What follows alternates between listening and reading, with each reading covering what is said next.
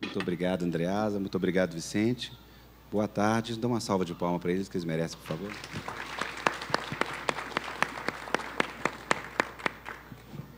Também aí às pessoas que nos assistem pelo Brasil e pelo mundo afora, pelo site do FLI Araxá. Muito obrigado pela audiência. Vamos começar pelo Vicente, que vai fazer uma palestra de aproximadamente 7 horas aqui para vocês. Quem sobreviver depois vai embora, entendeu? Então, Vicente. Vicente, como a gente combinou, antes de você falar especificamente sobre o livro, né, que é um livro que mistura um pouco de filosofia e psicanálise sobre a história do alcoolismo, fala um pouco, contextualiza para mim a questão do seu livro. Em que contexto de drogas do mundo você decidiu transferir a sua experiência para um texto de ensaio? Bom, boa tarde a todos. Na verdade, um grande prazer, satisfação estar aqui com vocês hoje, estar junto com vocês, principalmente super bem acompanhado como eu estou aqui, né? Aqui é o nosso maior animador cultural do Brasil, um grande editor, Andreasa, e a minha mulher aqui, a Dona Lia Luft, que está dando a presença dela, né? Eu me sinto muito honrado com a presença a maior escritora brasileira. Bom, eu vou só fazer algumas considerações sobre o livro, né? Esse livro é um livro que eu escrevi já há 2 ou 3 anos atrás, sobre a minha experiência como alcoolista, como alcoólatra.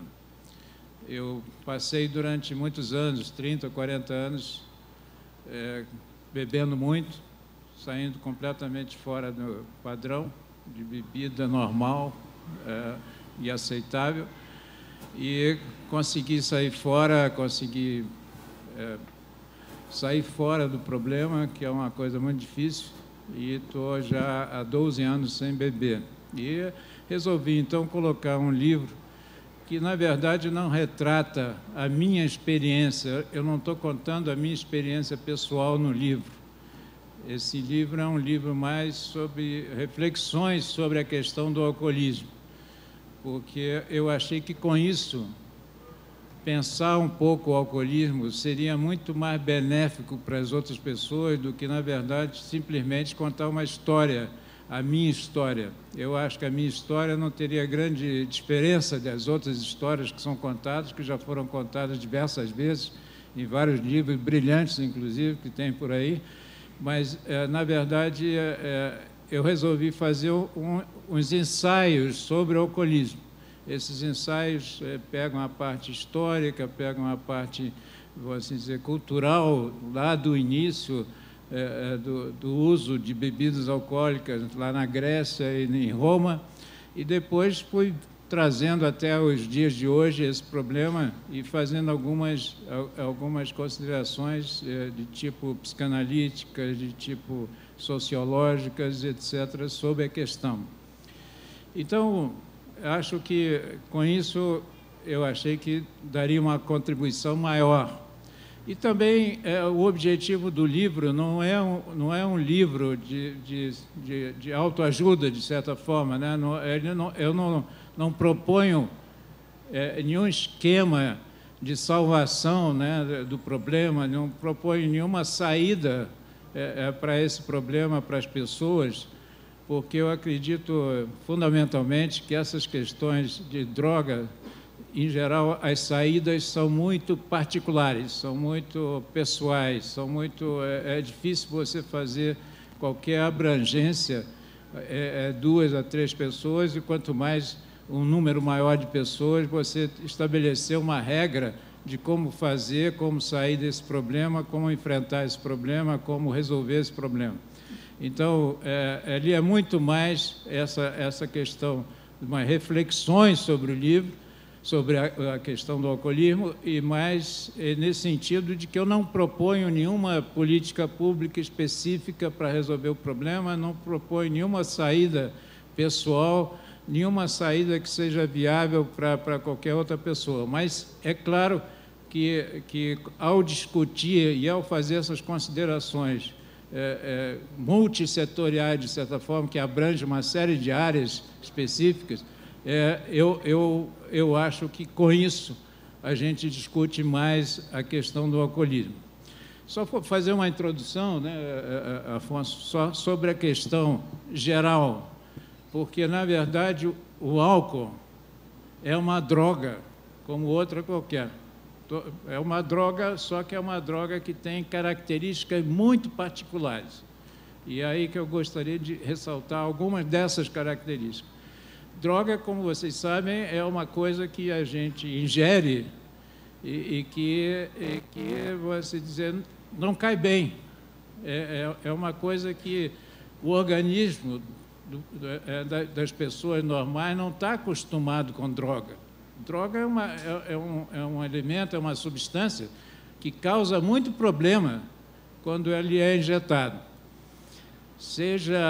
E isso eu estou falando de uma forma geral, porque você sabe que tem alguns remédios, né, que têm drogas, que são utilizados, etc., etc. Mas, de qualquer maneira, tem que ser utilizados com uma certa sabedoria, com uma certa características, que senão a pessoa pode morrer. Então, na verdade, tem 3 aspectos que são importantes quando você ingere uma droga. Uma é o nível de segurança. Quer dizer, se você ingerir, por exemplo, na aspirina, numa determinada quantidade, você vai morrer. Você morre na hora. Se você ingere qualquer droga dessas simples, com uma quantidade acima do permitido pelo organismo, você acaba morrendo. Então, existe um esquema de segurança, uma determinação de segurança quando você ingere uma droga para ingerir uma droga e morrer no ato. Então, tem que levar em conta essa questão. A segunda questão é a questão do custo dessa ingestão da droga. Você ingere a droga e o teu organismo precisa se adaptar e trabalhar com essa droga, que é uma coisa complicada, porque a droga, em geral, afeta o organismo como um todo, mas afeta diretamente os condutores nervosos. Então, atua em cima do sistema nervoso central da pessoa. Mas isso afeta completamente a pessoa. Então, você tem que saber qual é o custo disso. O que vai causar isso? Como é que o teu organismo vai trabalhar esse assunto? E a terceira coisa, terceiro fator, que é muito importante, na verdade, a tua convivência, como é que a gente diz, uma certa convivência que você tem com a droga, uma aceitação e um limite dessa aceitação com a droga, que é uma adaptação que você faz, teu organismo vai fazendo com relação à droga. Esse limite para as drogas pesadas é muito rápido, é muito forte, e no álcool é um pouco distinto. Então, o álcool, dentro desse conceito de drogas, é exatamente a mesma coisa que o resto, apenas que tem algumas características. Primeiro, é uma droga lícita. Então, ela é totalmente aberta à decisão da pessoa. Você vai em qualquer lugar, você pode comprar uma bebida e resolver, digo, não, a minha vontade, eu tenho vontade de beber, e vou lá e bebo e acabou, né? Então, nesse seguinte, está totalmente aberta para qualquer pessoa. Segunda característica dele é que essa adaptação do sujeito em geral, quando você toma uma droga, você tem um certo limite. O limite do álcool ele, pelo passar e pela própria utilização dele, você vai alargando esse limite, vai avançando no limite. As pessoas vão ficando cada vez mais, principalmente no início do processo, vão ficando cada vez mais fortes. As pessoas vão se acostumando. De repente está tomando 3 goles por dia, 3 copos por dia, daqui a pouco está tomando uma garrafa e ele aparentemente não tem problema nenhum. E esse é um perigo seríssimo do álcool, por quê? Porque, na verdade, ele passa a ser, não um problema, vou assim dizer, imediato, mas passa a ser, ao longo prazo, um problema crônico. Então, ele vai tendo cada vez mais resistência ao álcool, mas cada vez ele vai complicando o seu sistema orgânico, seu sistema nervoso central, cada vez mais comprometido. Então, ele entra num processo de médio e longo prazo, mas um processo onde todo o seu organismo vai se deteriorando com muita rapidez depois no final. Então, ele é um processo crônico. Ele não tem muita alternativa. Ele vai em frente e se torna um processo crônico e praticamente ou vai para a morte ou então você tem que sair fora de qualquer maneira. Então, era importante conceituar isso, quer dizer, nós estamos tratando com problema de droga como outra qualquer, tem essa adaptação do organismo, é uma violência contra o organismo. O problema do álcool é um problema que tem essa característica, que ele tem um largo trajeto, é lícito, e tem a última característica que eu queria chamar a atenção do álcool, que é o problema social. Quer dizer, na verdade, o problema social da família, do trabalho, das relações, etc., ele vai se complicando muito, porque o álcool é uma bebida de caráter social, não só nas fraternidades que bebem, mas principalmente porque o alcoolismo ele convive na família, no trabalho, em qualquer lugar, com a sua característica de alcoólatra. Era mais ou menos isso que eu queria para a gente começar, falar a mesma língua. Beleza. Andreasa, eu estava querendo te fazer umas 18 perguntas, mas eu acho que eu vou franquear a palavra para você dar a sua opinião. Boa tarde. Bom você estar aqui, depois eu entro nas perguntas. Tá bom. Obrigado. Boa tarde, pessoal. Legal estar aqui com vocês. Eu sou fã do Afonso, então qualquer convite que ele me faça eu venho com prazer, especialmente para estar com o Vicente. O Vicente é um autor. Esse foi o seu primeiro livro, né, Vicente? Então, é o primeiro livro do Vicente, ele já tem um segundo publicado, também pelo Grupo Record, pela editora Civilização Brasileira, um livro sobre a área de atuação dele mesmo, quer dizer, a área em que ele se consagrou, a área a que ele se consagrou, que é a área de transporte, infraestrutura de transporte. Mas o primeiro livro dele foi esse, que eu editei. Eu tinha pouco tempo, inclusive, de Record. Então, eu estreando na Record, mais ou menos, e o Vicente estreando como autor. Tinha tudo para dar errado. Tinha tudo para dar errado, e, no entanto, esse é o típico livro que não dá trabalho nenhum ao editor. Esse livro chegou pronto para mim. Então, para falar sobre o ofício de editor, o livro do Vicente não é o melhor exemplo, porque ele veio realmente pronto. Eu acompanhei muito, né, eu conversei muito com o Vicente, estive em Porto Alegre com ele, com Lia, falando sobre o livro, passamos uma tarde juntos falando, mas ele ainda estava escrevendo, e depois finalmente me entregou o livro, e me entregou um livro pronto, quer dizer, são 10 ensaios e uma introdução muito poderosa, uma introdução que é um ensaio, que por si só diz a que veio. O caso do Vicente é muito simbólico da surpresa que é para o editor cada trabalho. Nenhum livro, isso é o maior clichê do mundo, nenhum livro é igual, mas eu quero falar basicamente sobre o processo de relação com o autor, né? O Vicente entregou esse livro aqui pronto, mas num segundo livro que nós viremos a fazer juntos, ele pode exigir de mim, como editor, uma participação completamente diferente. E essa dinâmica da função do editor, que acho que é pouco explorada, eu tenho participado muito de eventos e falado sobre o papel do editor, e eu percebo interesse no papel do editor, inclusive porque as pessoas no Brasil eu até escrevi há pouco tempo, semana passada, um artigo no Globo, né, sobre isso, e o fundamento era a ideia no Brasil de que o livro praticamente cai da árvore, né?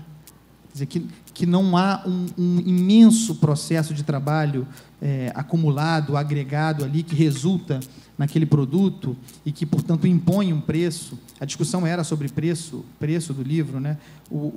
A relação do editor com o autor é algo que é importante abordar, né? Tem autores que eu já estou no 3º ou 4º livro deles, e é incrível como a cada relação as exigências são diferentes. É uma relação que se renova constantemente, e eu sempre digo que o editor deve ser aquilo que o autor quiser. É quase uma prostituição, né? Mas é verdade. Tem autor que exige a sua participação, no melhor dos sentidos, quer que você leia, até por algum grau de insegurança, quer que você participe, quer que você opine. O mesmo autor, no livro seguinte, Carlos, vou te entregar o livro pronto, não quero que você mexa, não quero...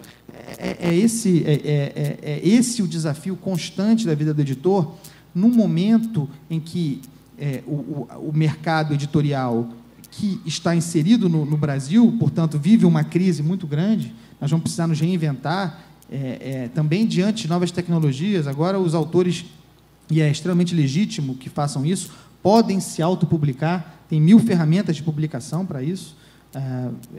O Vicente poderia ter publicado esse livro dele, ou alguns ensaios, autonomamente na Amazon, ou onde quer que fosse. Isso, ao contrário, aumenta a responsabilidade do editor. O editor, mais do que nunca, é um curador, responsável por aquilo que ele escolhe, por aquilo que ele publica. Então, para fechar essa minha primeira participação, nessa primeira divagação, o livro do Vicente é um livro de estreia muito poderoso e me impactou muito, porque ele coloca a questão, entre outras várias questões, né, a bibliografia desse livro é extraordinária. O Vicente coloca a questão do alcoolismo, e acho que, pelo menos aqui no Brasil, ele foi pioneiro nisso, em primeiro lugar, na dimensão da cultura, porque o consumo de bebida, ele pode até ter uma dimensão individual, ele tem uma dimensão individual, especialmente no enfrentamento disso posterior, como você disse, mas a bebida é um elemento social muito grande e cultural, portanto, mas é fundamentalmente, e isso é o ponto-chave desse livro, e eu lamento muito que esse livro não tenha tido as resenhas e as leituras que merecia, mas também isso é um problema do Brasil. O Vicente trata a questão do alcoolismo do ponto de vista do consumo, do mercado de consumo, a ideia de busca, da necessidade de estar sempre buscando alguma coisa e consumindo alguma coisa, também para ser aceito socialmente,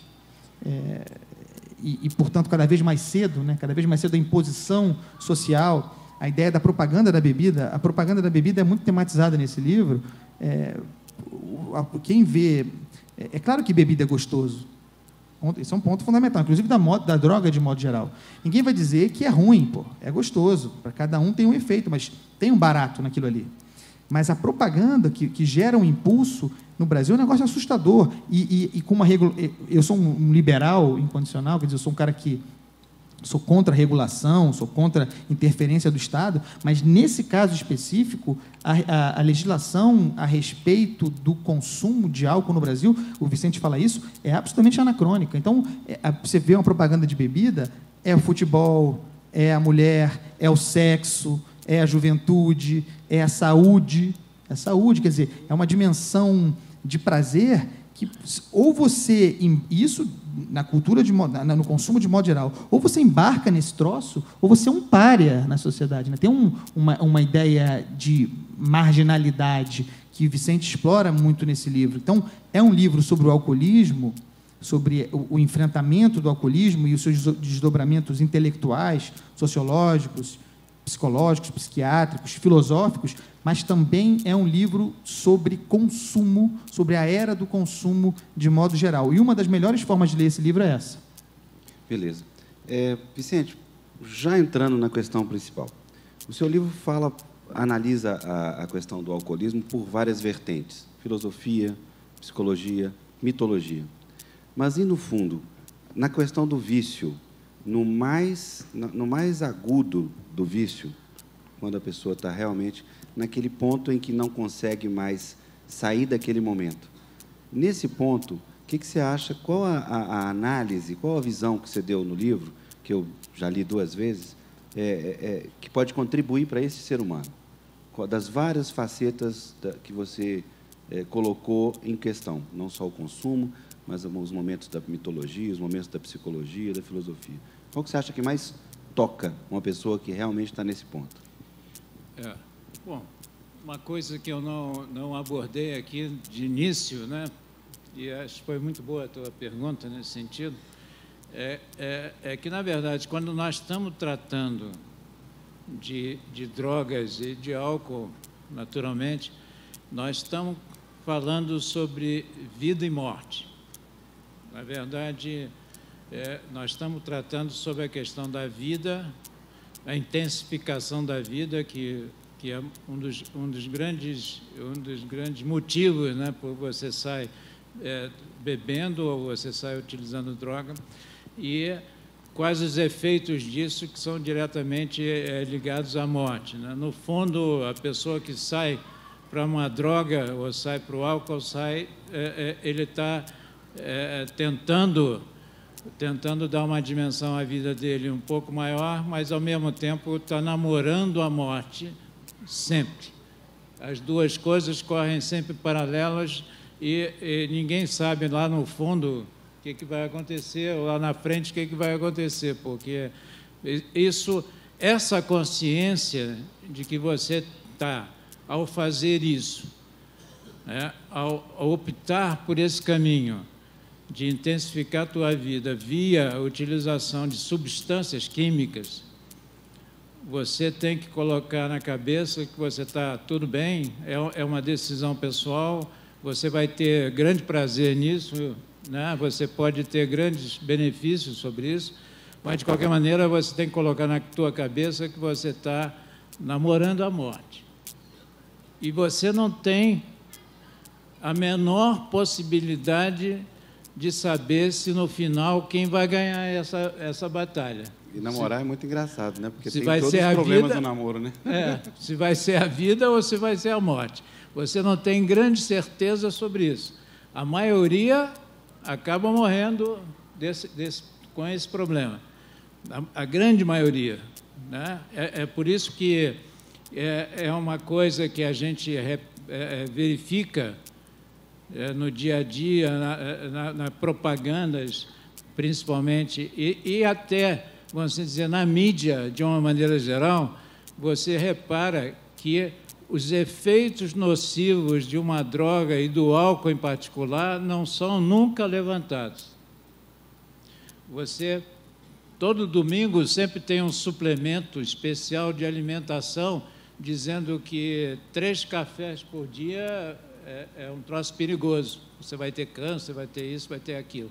Comer ovo, não sei das quantas, vai dar problema. Margarina, nem se fala. Outras coisas, comer agora é gordura trans, não é isso? Gordura trans é a pior coisa que existe. Então, você vai no supermercado e olha lá se tem gordura trans, se tem gordura tal. Mas não bebo, não compro. Nem quero saber, não quero saber de gordura trans. Bom, o álcool não tem nenhuma palavra. Então, aí você vê pais com filhos assim de 6, 7 anos dando de beber a esse menino, a essa menina. Isso eu canso de ver por aí. Toma aqui um gole, ou então faz de conta que toma, ou faz de conta que está tomando, está brindando conosco. Não, pega um copo aqui, brinda conosco aqui. Então, é uma coisa completamente paradoxal. De certa forma, é um assassinato, porra. É um assassinato, porque você não sabe se aquela pessoa, a partir dali, a partir daquilo, e vai acabar utilizando o álcool, não tem a menor ideia de quem está entrando num circuito onde só tem duas coisas. Realmente, ou você sai para a vida ou você vai para a morte. E, em geral, o pessoal vai para a morte. Então, quando a pessoa vai evoluindo e chega a um estágio onde ele está praticamente, né, o que a gente chama no fundo do poço. O fundo do poço é uma coisa, evidentemente, que é uma coisa de retórica, né? No fundo do poço quer dizer que você está numa situação de dependência tal que você, por si só, teria muita dificuldade para sair desse processo e sair fora, quando o teu organismo já está totalmente comprometido, tanto a nível do sistema nervoso, como os organismos mesmo, o fígado, o pâncreas, todo já está comprometido. Bom, então, aí é que esse embate, viu, meu caro, esse embate aí entre vida e morte é que se dá profundamente aí nesse ponto, né? Eu coloco meu livro aí, que, na verdade, eu ainda tive um restinho de luz, um restinho de vida, que eu resolvi me agarrar nesse restinho de vida para poder sobreviver. Aí se coloca o problema de uma forma assim, eu diria, violenta, radical, de uma forma muito terrível, porque você vê, você sente, sabe? Bom, eu vou continuar bebendo hoje, eu vou beber de novo, vou continuar bebendo, vou continuar nisso. É claro que você sabe que vai morrer. Agora, eu quero parar, não consigo, é difícil parar. Como é que eu vou parar? De repente, você vai para uma clínica, pega uma psicoterapia, etc, etc. Você pode, é claro que isso tudo ajuda muito, e é importantíssimo fazer isso. Vai para uma clínica para poder fazer, para poder se recuperar, para poder sair desse problema. Pega um psicoterapeuta competente para poder também te ajudar para sair desse processo. É evidente que todas essas questões, vai para uma AA, que é uma entidade que realmente funciona muito bem. Então, você tem todas essas possibilidades, mas o resto de vida está dentro de você. Se você não tiver aquele restinho de vida, dizer, não, eu quero viver, eu quero ter uma nova vida, eu quero criar uma nova vida para mim, a partir desse instante, aí você não sai. Esse ponto é o ponto fundamental. Agradeço a presença aqui do Santiago Nazariano, nosso autor que amanhã encara nessa mesa. Deputado Bosco, presidente da Comissão de Cultura na Assembleia Legislativa, muito obrigado. Zé Paulo Cavalcante Filho, muito obrigado. Zé Santos, Zé Otávio está lá atrás, muito obrigado, presença. Andreasa, dá sequência ao que você falou.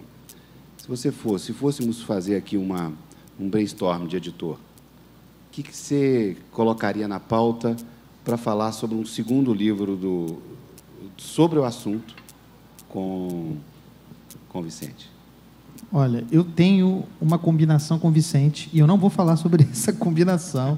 É minha com ele. É uma combinação secretíssima. Secretíssima. Mas nós temos um plano de segundo livro. Esse é o compromisso sagrado do editor com o autor, que nós temos também, né, Lia? Eu estou editando agora. Editando não, o livro está pronto, também veio pronto. O novo livro da Lia, um ensaio original, inédito. Nós vamos lançar agora em outubro. Paisagem Brasileira, lindo livro. Então, essa Inconfidência, esse furo eu não vou dar. Seria um furo jornalístico, de reportagem, mas seria um furo com o Vicente também, eu não vou fazer. Se ele quiser falar sobre isso, o Vicente é um cara, é um sujeito que tem muitas ideias e muitos livros para fazer. Ele ainda tem que desenvolver muita coisa na área de infraestrutura também. Tal. Tem o Zé Paulo Cavalcante, está ali também, está me devendo um livro. Estamos aí numa... Porque o Zé Paulo é o biógrafo do Fernando Pessoa, né? É um livro memorável também. Comissão da Verdade, ilustre membro da Comissão da Verdade. Está aí presente, grande figura, como eu, apreciador dos charutos. Temos uma controvérsia, porque ele é do Monte Cristo, eu sou do Coíba. Mas... Eu sou do Coíba também, então tem 2 a 1. Mas, no final, eu aceito o Monte Cristo também, que ele vai nos oferecer depois. Uma boa. Mas, voltando aqui ao tema do editor... O grande desafio, o grande barato de ser editor e que a gente não pode nunca confundir com deslumbramento, porque é sempre uma chance muito grande de deslumbramento você conviver com esses grandes autores e estar aqui conversando. Isso é muito gostoso, mas não é o central, o fundamental. O grande barato do editor, o que me faz editor, é receber o original.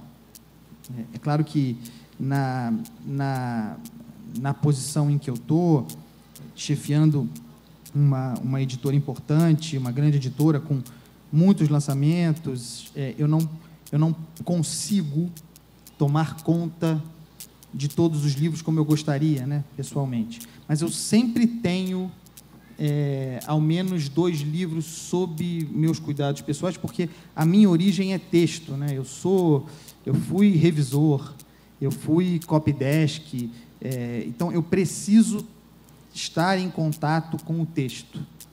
É fundamental para mim. Então, o grande momento é quando pinta lá no e-mail, o e-mail da Lia, como aconteceu recentemente, com a entrega do livro.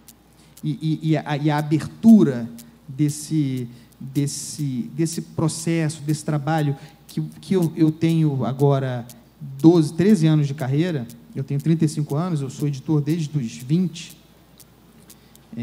então são 15 anos. Né? Não é o forte do editor a matemática. Né? São 15 anos de surpresas diárias. Quer dizer, eu nunca deixo de surpreender.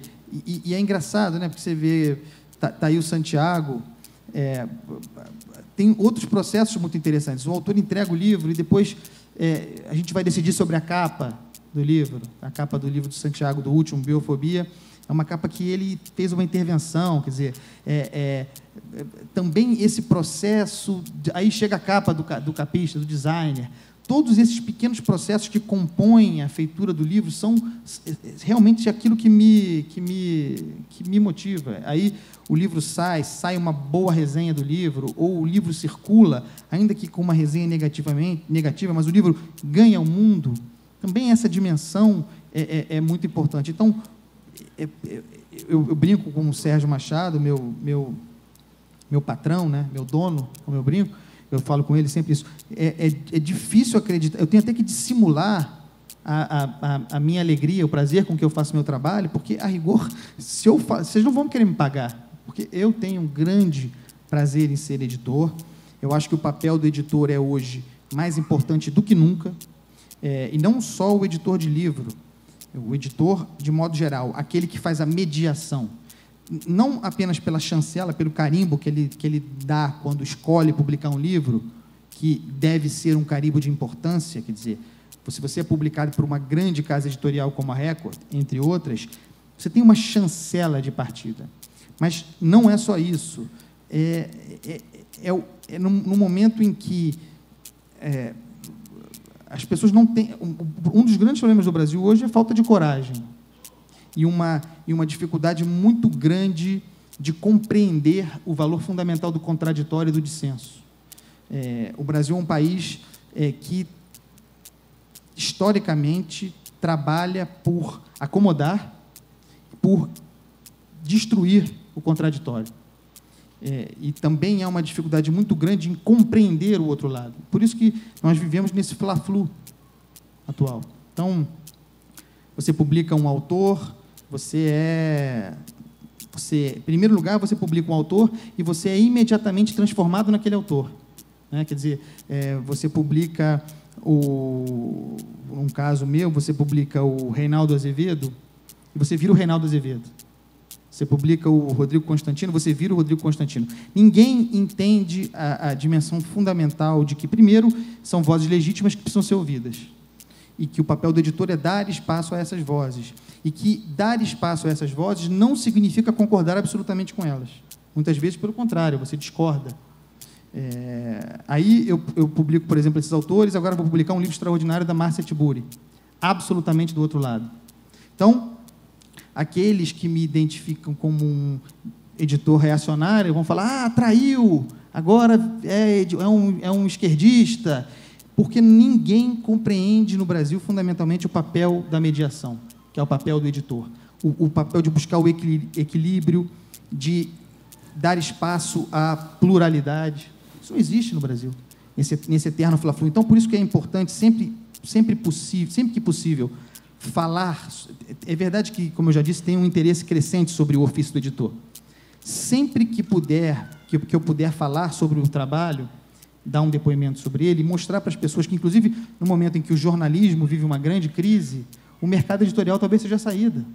Nós também estamos em crise, é verdade. Mas o jornal, os grandes jornais, por exemplo, estão minguando. Raramente você vê uma grande reportagem num jornal. Onde hoje estão as grandes reportagens? Qual é o espaço sagrado para a grande reportagem hoje? É o livro. E eu tenho publicado alguns. Recentemente publiquei o livro da Malu Gaspar sobre o Ike Batista, uma reportagem extraordinária, memorável. Está aí o livro da Miriam Leitão, também publicado pela Record, do Saga Brasileira, uma extraordinária reportagem. Então, o editor é uma válvula de escape. E num país como o Brasil, conflagrado, como é hoje em dia, ele tem um papel fundamental de mediação, que precisa ser considerado, inclusive, do ponto de vista da dimensão do trabalho. Existe esse ofício. Esse ofício, que não é só o meu, é o ofício do tradutor. O Santiago é tradutor, Lia é tradutora. Isso tudo tem um custo.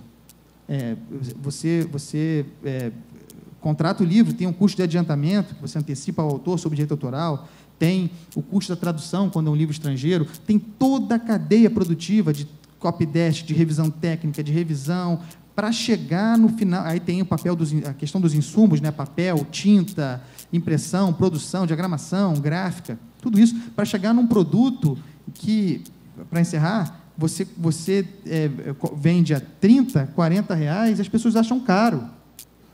Não é caro. Gasta-se R$30 em muita porcaria no Brasil.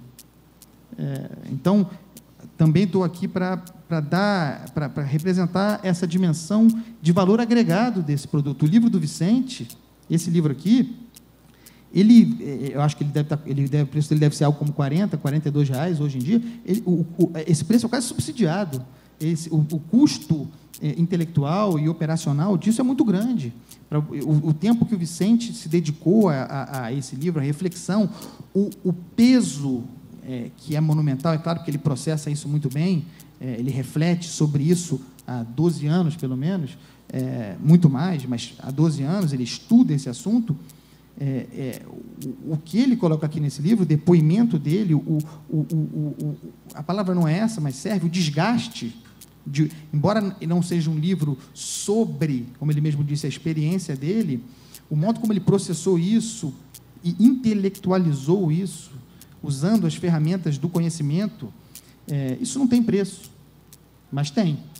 É aí que entra o processo industrial do livro.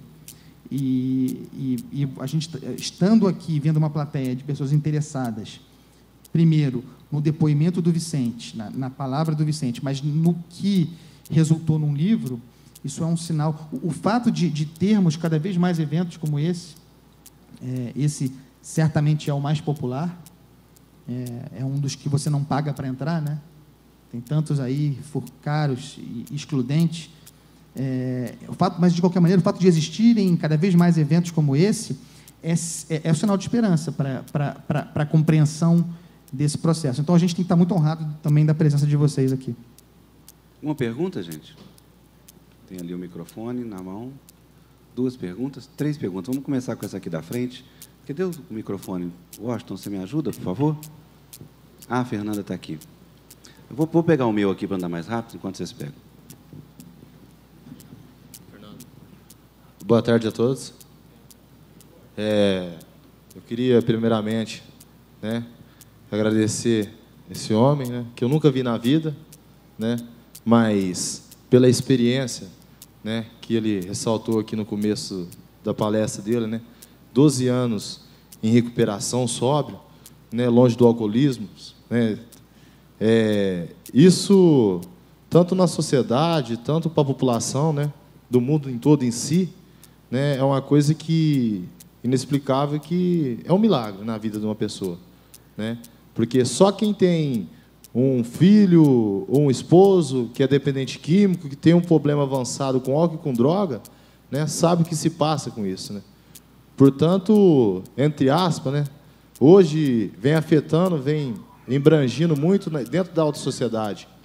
E, portanto, esse tema, né, esse foco onde está sendo o seu livro, né, está sendo bem abordado, né, no ponto até que o escritor aqui, né, ele disse aqui um ponto que ficou bem sentido na televisão, né? Como está normal uma propaganda do alcoolismo, né?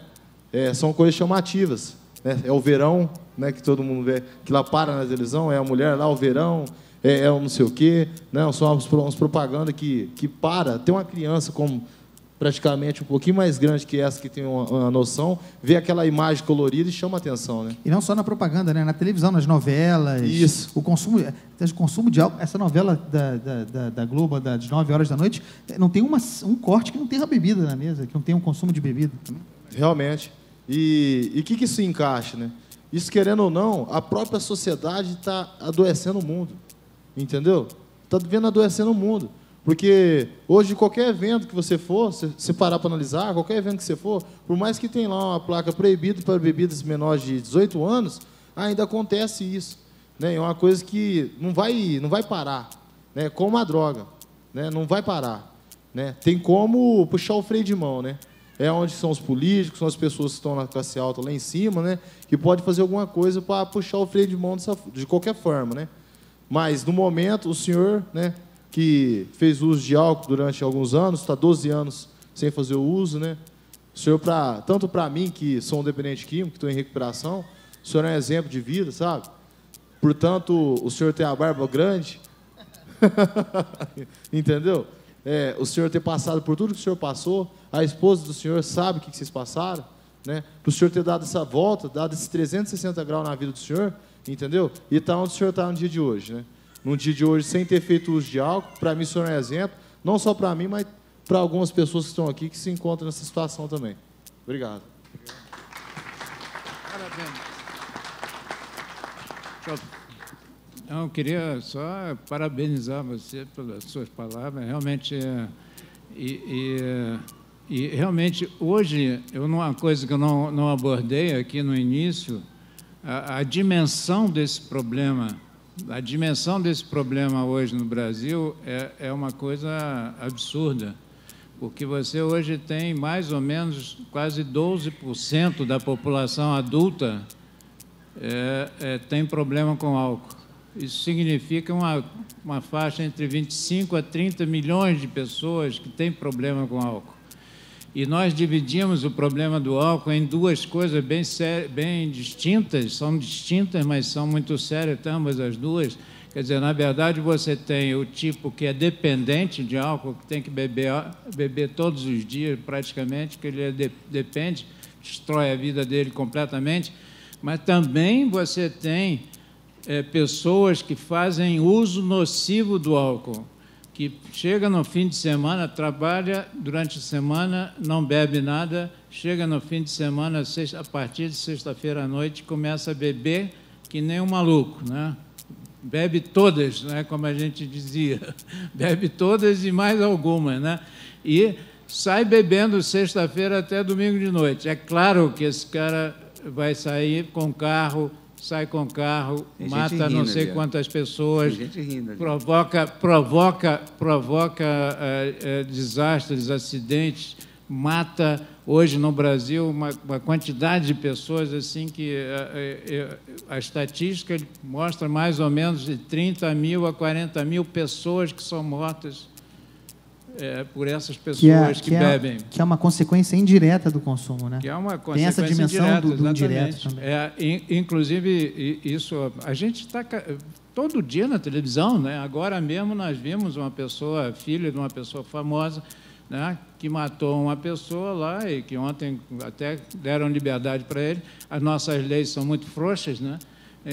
Não há consequências praticamente nenhuma, mas você vê, tem esse... Então, a quantidade de problemas de pessoas que são afetadas por isso é muito grande. Ô, Vicente, é enorme, é gigantesca no Brasil. Não preciso nem dizer muito. Ontem, no Teatro de Araxá, que estava o espetáculo lá, uma pessoa, 11 horas da noite, saiu com um carro do posto alcoolizado, veio um ônibus, desviou do ônibus, ontem, aqui no posto do lado do teatro ali, arrebentou um carro que estava parado, jogou o carro em cima do muro de uma casa. Graças a Deus não tinha ninguém ali, os donos, uma senhora e 3 meninos chegaram logo depois. Imagina se estavam essas meninas lá dentro. O cara foi preso, está preso até hoje, até agora, certamente. O Vicente fala sobre isso no livro também, desses efeitos colaterais. Tem umas coisas que tem umas deturpações, né? Por exemplo, o cara que faz exercício, tendo em vista, chegar no final de semana, eu vou beber todas. Então, o cara passa de segunda a quinta, indo para a academia, correndo, malhando, não sei o quê, para chegar no final de semana e beber tranquilamente. Não, olha, pelo menos não vou engordar, né? Quer dizer, tirei as calorias suficientes para poder repor com a bebida. Tudo isso que são consequências indiretas da bebida, porque o livro fala sobre as consequências diretas que o Vicente abordou, mas ele começou a falar agora sobre as indiretas, e são várias, e talvez seja a maior desgraça, que é essa cotidiana, da barbárie urbana, né? Do cara beber, pegar o carro e dirigir, e se tornar alguém violento. Isso a gente sabe como é. Então, o seu depoimento, qual é o seu nome? O seu depoimento, Fernando, é um depoimento de alguém que está enfrentando. Então, quer dizer, você reconhece a importância do Vicente e do livro dele, mas nós temos que reconhecer a sua também. Claro. De você estar aqui, levantar, botar a sua cara, dar o seu depoimento, se colocar como alguém que está enfrentando isso, é o que justifica esse nosso encontro aqui também. Gente, nós temos que caminhar para o final. Vamos fazer a última pergunta. Boa noite, boa tarde. Como é que você chama, por favor? Boa tarde. Meu nome é Vilma, né? Gostei muito do depoimento, né, sobre a questão do álcool, né? Sou filha de um alcoólatra e mãe de um adolescente na época de faculdade, né, que realmente vivia nas festas, né, da faculdade na questão do álcool. E o que eu queria perguntar para ele era o seguinte: como que o senhor fez? Qual foi a decisão que fez o senhor tomar para parar com essa questão de, entre aspas, de beber socialmente, né? E essa palestra do senhor na faculdade, eu acho que seria o ideal, porque essa idade é a idade que eles mais acham que o álcool movimenta a vida deles, né? E eu, como mãe, na época de um adolescente em faculdade, eu só ficava rezando em casa, esperando meu filho chegar para saber se ele chegava são ou altamente alcoolizado. E depois eu queria fazer uma pergunta para o senhor Carlos. Se você quiser fazer de uma vez, eu gostaria de saber a questão, como editor, qual tipo de história que mais a sua sensibilidade como editor te faz chamar a atenção, que você acha que no futuro vai ser uma história que vai dar um exemplo para a humanidade. Obrigado. Muito obrigada.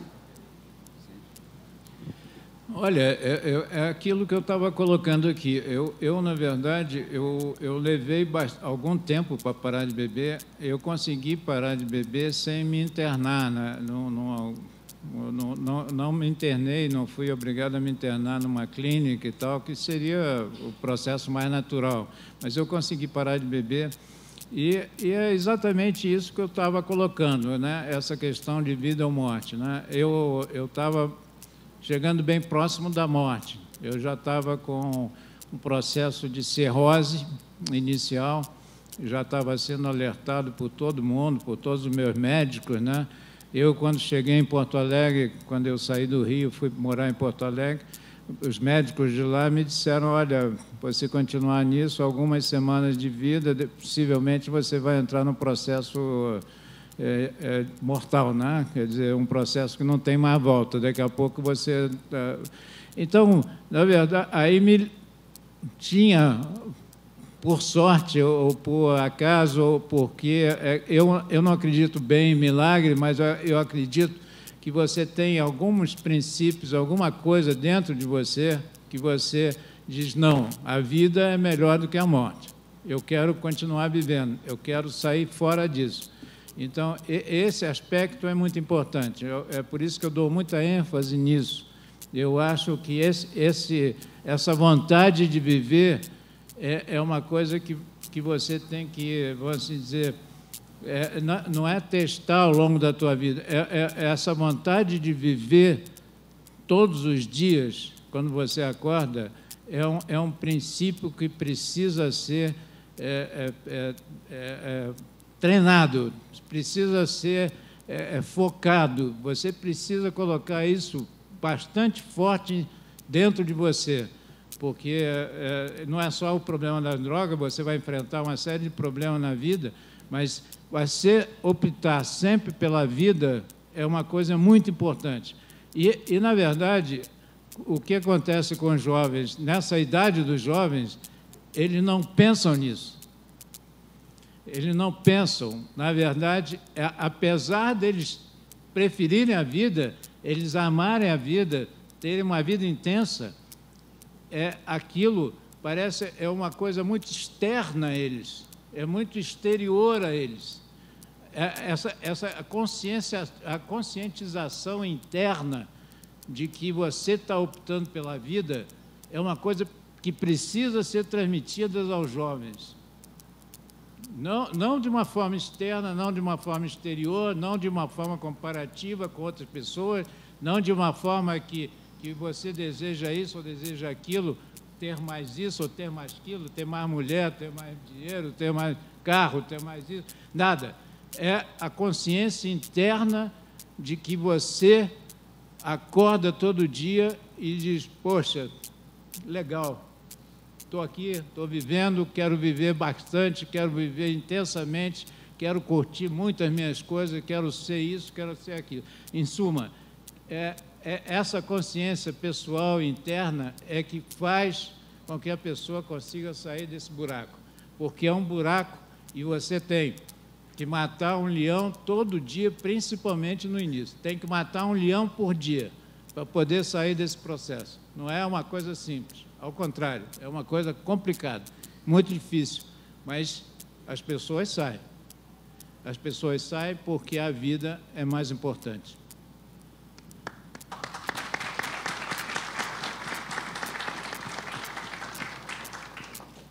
Bom, é difícil responder depois dessa intervenção do Vicente. A sua pergunta é a pergunta de $1 milhão do editor, né? Quer dizer, a gente erra muito mais do que acerta, mas temos pequenos acertos, né?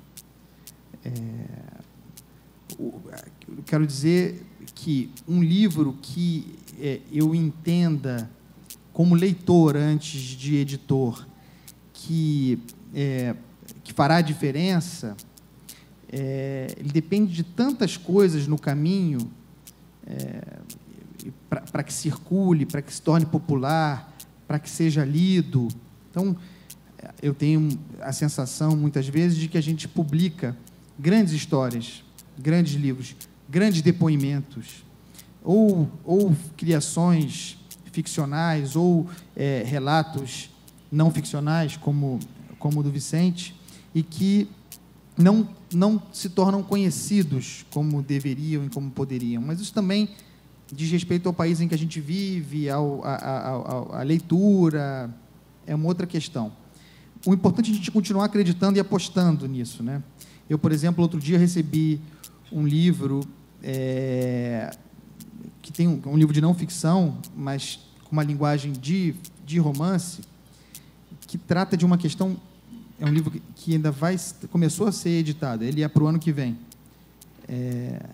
Chama-se A Mãe Eterna, e trata de uma questão muito importante dos nossos tempos, que é o envelhecimento, né? Quer dizer, a Lia fala muito sobre isso, mas esse livro tem uma dimensão diferente. É a filha que envelhece e a mãe que envelhece também, e envelhece para além das suas condições de se cuidar.